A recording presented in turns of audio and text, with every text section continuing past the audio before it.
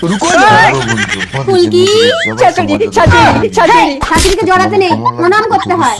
শাশুড়ি মা প্রণাম। ও গো প্রণাম। মরণ, একটু বুদ্ধি শুদ্ধি না হলে একটা বাচ্চা কাচ্চাও হচ্ছে না ছাই।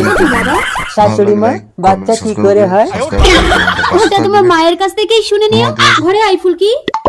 আমা, আমি তোমার কাছে শোবো। আমিও শোবো।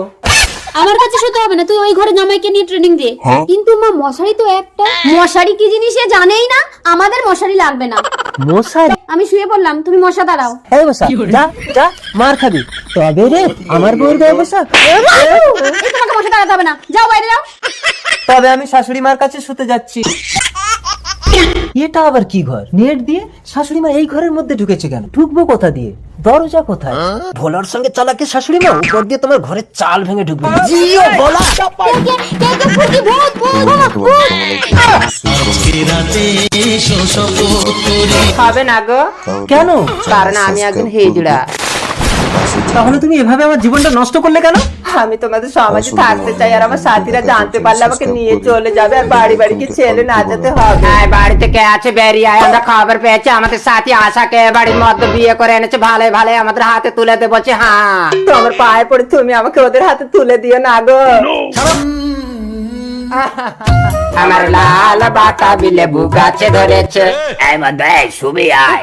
এই ভালো সরে তুই চুপ করে। এই মধ্যে আমাদের সাথী আশাকে বের করে দে। হ্যাঁ, কই তোমাদের কোনো সাথী তো এখানে নেই? আয় স্যার, আমরা ঘরে ঢুকে তোর বউকে হাত লাগিয়ে দেখবো। হ্যাঁ, দরজা খোলো। চল রে হিজড়া, তো বিয়ে করে সংসার করে স্বাদ আমরা মিটিয়ে দেবো। হ্যাঁ, ওকে তোমরা নিয়ে যেও না, ও আমার ঘরে বউ হয়ে থাকবে না, ওকে আমি দেবী রূপে পুজো করব। তুই আমাদের দেবীর আসনে জায়গা দিলি, এই নে আমাদের আশাকে তোর হাতে তুলে দিলাম, আর এখানে একটা অনাথ আশ্রম খোল, সেই আশ্রমে যা খরচা আমরা চালাবো। হ্যাঁ, আর সেই আশ্রমের নাম হবে দেবী আশালতা অনাথ আশ্রম। আমার নামটা ভুলে গেলে ভালোই হবে, তাহলে কেউ আর আমার নাম ধরে আমাকে রাগাতে পারবে না। মালটা বোনাই বললে রেগে যায়। বোনাই এই ঝামনা, যা না তোর বাপকে বোনাই বলবি। বোনাই এই হারামজাদা আমার জুতোটা বোনাই, জুতোটা আমার চলে দিলে। স্বামী স্বামী বাঁচো। চলে আয়, আমার ভ্যান নিয়ে যাচ্ছে। ভ্যান নিয়ে যাবো না, তাহলে বোনাইয়ের বউ নিয়ে পালাবো। বোনাই এই হারামজাদা তোর বাপ বোনাই। বোনাই বাই। শালা ভাগ্যিস আমার বউটা নিয়ে গেছে। ভ্যানটা নিয়ে গেলে আমি শ্বশুর বাড়িতেই যেতে পারতাম না। পায়ে তো জুতো নেই, খালি পায়ে যাবো শ্বশুর বাড়ি। ও জুতো ব্যাপারী, চটি নেবে চটি। জ্যান্ত বাঘের চামড়া দিয়ে নিজের হাতে বানানো চটি।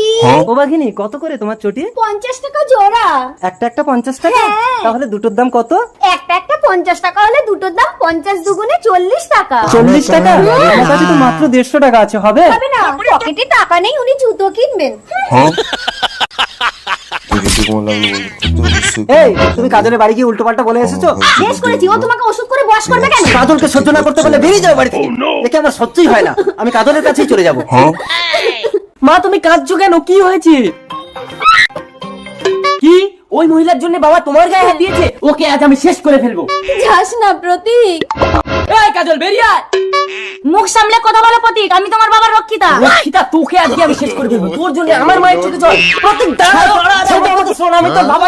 এই মেয়ে ছেলেকে আজকে আমি শেষ করে ফেলবো। প্রতীক ভালোই ভালোই ঘরে চলো, নইলে আমার মায়ের জন্য কিন্তু আমি সবকিছু করতে পারি। এই কি করবি তুই? মারবি? মার মার। তোমাকে মাথায় মেরেছে। একদম ছবে না, আমার বাবার গায়ে বলে দিচ্ছি। আমি কে? আমার নাম কি? ও ভগবান, এ তো ইয়াদাস হারিয়ে গেছে। আমাকে চিনতে পারছো? আমি তোমার কাজল। কাজল? না না, কাজল বলে তো আমি কাউকে চিনি না। আরে আরে বাবা তো বলছে তোমাকে চেনে না, তবু কেন বাবার গায়ে পড়ছো? নোংরা মেয়ে ছেলে, বাড়ি চলো বাবা। আমার বাড়ি কোথায়?